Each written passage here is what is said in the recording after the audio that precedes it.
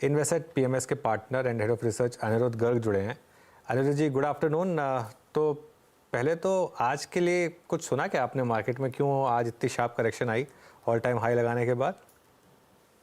Sir अनुज जी नमस्कार, thank you for having me. हमें ये लगता है कि मार्केट में इस टाइम पे मार्केट में एक डिस्ट्रीब्यूशन फेज चल रहा है। जब डिस्ट्रीब्यूशन फेज चलता है वॉलेटिलिटी बहुत ज्यादा बढ़ जाती है। सो ये करेक्शन हम उसका एक पार्ट समझते हैं, लेकिन फिर भी मुझे श्योर है कि आपका वो 2 3 4 5 6 का टारगेट मार्केट में जरूर आना चाहिए। क्या ट्रिगर्स रहेंगे आपके हिसाब से उसके लिए? मुझे लगता है कि 2 3 4 5 6 का जो आपका टारगेट है, हमें आने वाले कुछ दिनों में नहीं नहीं, मार्केट में। क्या ट्रिगर्स, उसके लिए ट्रिगर्स क्या रहेंगे आपके हिसाब से? सर ट्रिगर्स यही है अनुज जी के मार्केट में एक, अगर आप जो मार्केट के लीडर सेगमेंट्स हैं अगर आप उनको देखें, जो कि है स्मॉल कैप, जो पिछली 1 1.5 साल से जिनमें सबसे ज्यादा पैसा क्रिएट हुआ है, उनमें क्लियर साइंस ऑफ डिस्ट्रीब्यूशन दिखते हैं। दो ओवरऑल अगर हम अगले 2 साल की बात करें, स्मॉल कैप का ओल्ड इकोनॉमी का ट्रेंड हमें इंटैक्ट लगता है।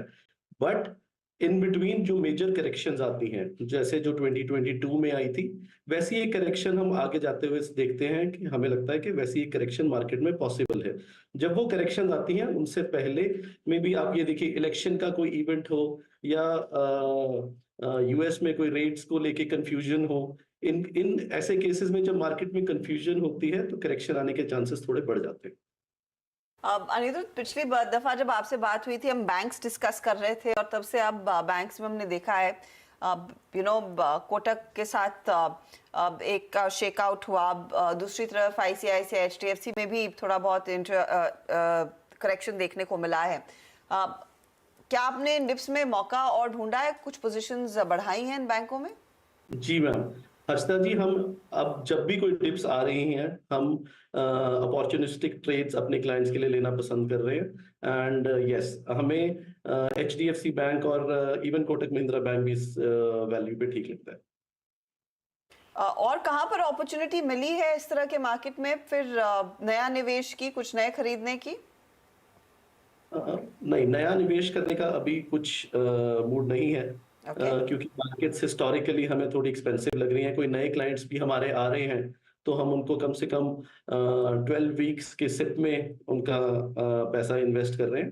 क्योंकि हमारे एक क्वांट फंड है और क्वांट फंड के हिसाब से जो हमारा रिस्क रिवॉर्ड मैट्रिक्स है वो कुछ बहुत ज्यादा अच्छा सजेस्ट नहीं कर रहा है मार्केट के लिए गोइंग फॉरवर्ड। ओके, अच्छा, लार्ज प्राइवेट बैंकों में जो एकदम से कोहराम मचा, खासतौर से कोटक जैसे बैंकों में, इसको आप किस तरीके से देख रहे हैं? क्या ये इन्वेस्टर्स के लिए बाइंग अपॉर्चुनिटी है या अब ये सेक्टर में उतना पैसा नहीं बनेगा जो हिस्टोरिकली हमने 10 साल में बनाया है?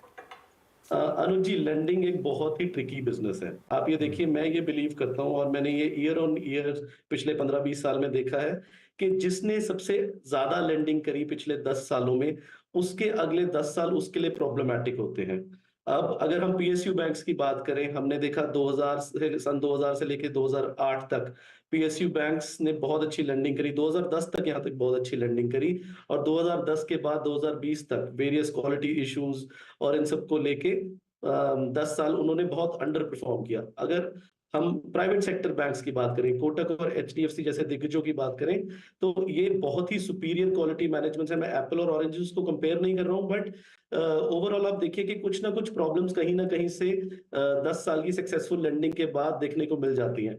इनके केस में क्या हुआ कि इनके जो प्राइस मल्टीपल्स थे वो इतने ज्यादा हो गए कि वर्ल्ड के मोस्ट एक्सपेंसिव बैंक्स में इनकी they became the most expensive banks in the world, specially Kotak. अब कुछ ना कुछ किसी ना किसी तरह की प्रॉब्लम्स आ रही हैं, ये स्वाभाविक है। आई थिंक अगर आप देखें रिस्क रिवॉर्ड रेशियो, हमें एज हम पिछले कुछ टाइम से कह रहे हैं, पब्लिक सेक्टर बैंक्स में ज्यादा अच्छी लगती हैं because of the relativity that we cater to. And लेकिन कोटक महिंद्रा बैंक भी हमें इस पॉइंट ऑफ व्यू से ऐसे लगता है कि जब ऐसी कोई बैड न्यूज आती है ऐसे दिग्गज क्वालिटी कंपनीज में, तो वो कंपनीज आपके बाय मोड में आ जाती है। तो कोटक महिंद्रा बैंक हमें यहाँ से ठीक लगता है। टेक्नोलॉजी पर आप एक्यूमुलेशन करें पर धीरे धीरे सिप्स में, डिप्स में, सिप्स में कोटक जैसे ट्रेड्स फिर लिए जा सकते हैं। टेक्नोलॉजी पर अब आपका कितना एक्सपोजर है अनिरुद्ध? टेक्नोलॉजी में हमारा exposure around 15% of the portfolio है। वो भी हमारे लार्ज कैप टेक्नोलॉजी में ही एक्सपोजर है, जो दो हमें लगता है कि ये लीडर्स तो नहीं रहेंगे अगले 2 सालों के लिए, but again large cap technology जब एक particular buy zone value zone में आ जाती है तो उसमें टारगेट बेस्ड इन्वेस्टिंग करी जा सकती है। आप अपना टारगेट इंटैक्ट रखिए, उसको मत छोड़िए। लेकिन स्टॉप लॉस की यहाँ पे हमें लगता है कि कोई जरूरत नहीं है टेक्नोलॉजी में, क्योंकि ये अच्छी कंपनीज हैं। जब ये इनमें सब कुछ ग्लूमी लगता है, ऐसा लगता है कि यहाँ से चीजें अच्छी नहीं होंगी, ये तभी बाउंस बैक करती हैं। तो हम इन्फोसिस वगैरह पे यहाँ से नेगेटिव तो नहीं है। नेगेटिव्स नहीं है यहाँ पर, ठीक है। तो ये एक और सेक्टर हो गया। अच्छा, एक स्पेस जहाँ पर काफ़ी पैसा बना है वो है ये पावर वाली finance companies, PFC, REC, PSUs. यहाँ आपके पोर्टफोलियो में कुछ स्टॉक्स हैं क्या? इन स्टॉक्स पर क्या व्यू है?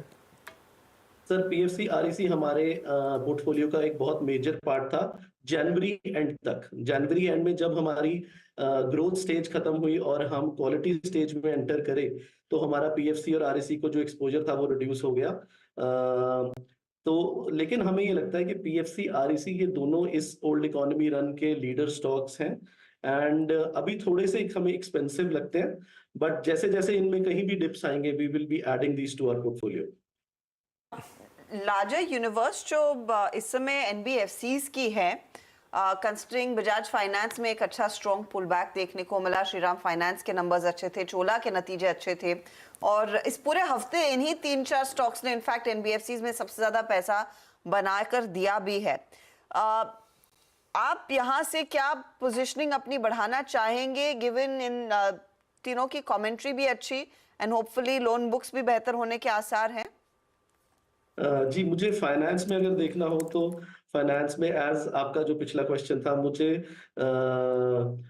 आईआरएफसी जैसी कंपनीज ज्यादा बेटर लगती हैं, क्योंकि वहां पे ओवरऑल जो ट्रेंड है वो उनके फेवर में है इन टर्म्स ऑफ केपेक्स। अगर मैं ऑटो सेक्टर की बात करूं, हम इनके अंडरलाइंग सेक्टर्स की बात करते हैं। ऑटो सेक्टर में एक ट्रिमेंडस ग्रोथ देखी है हमने पिछले कुछ टाइम में, बट अब जैसे जैसे हम कहें कि रेट ऑफ इंटरेस्ट कम होने की बारी आ रही है, कमोडिटी प्राइसेस की बढ़ने की बारी आ रही है, तो हमें लगता है कि ऑटो सेक्टर यहाँ से अगले 2 साल के लिए लीडर शायद ना रहे, based all everything based on historical trends.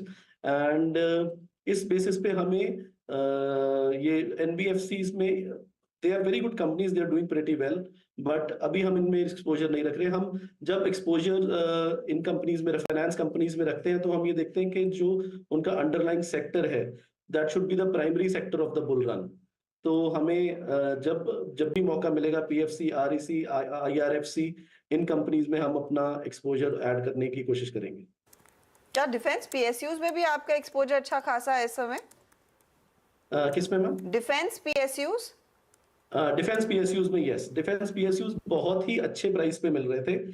You were getting companies like Mazagon docks, GRSC and even Titagarh on the railway side at 200-day moving averages, and they are the prime sectors of this bull run. So ऐसे stocks जब भी आपको value buying मिले investors के, I would suggest कि जरूर लेने चाहिए। ऑटोज में अब स्पेसिफिकली क्या व्यू बन रहा है? क्योंकि एक तरफ महिंद्रा एंड महिंद्रा और टीवीएस जैसे स्टॉक्स हैं जो ग्रेविटी डिफाई कर रहे हैं, और दूसरी तरफ कुछ स्टॉक्स हैं जहां थोड़ी करेक्शन आई है, जैसे कि मारुति। यहाँ पर अब आपका क्या व्यू है?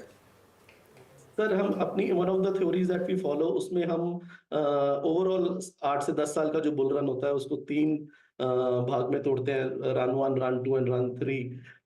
रन 2 में हमें ये लगता है कि ऑटोज जरूर लीड करते हैं, पर ऑटोज वो इतने एक्सपेंसिव हो जाते हैं and they again reach a valuation where जहाँ पे रिलेटिव चेंज दूसरे सेक्टर्स के फेवर में हो जाता है। तो मैं अब यहाँ से ऑटो सेक्टर्स पे बुलिश नहीं हूँ। मुझे अगर बुलिश, इनके बिल्कुल ऑपोजिट, हमारी जो बुलिशनेस है वो मेटल सेक्टर्स की तरफ ज्यादा है। ओके, चलिए अनुज जी, बहुत बहुत शुक्रिया आज हमारे साथ जुड़ने के लिए और हमसे बात करने के लिए। Thank you Anuj ji. Okay, अच्छा देखिए,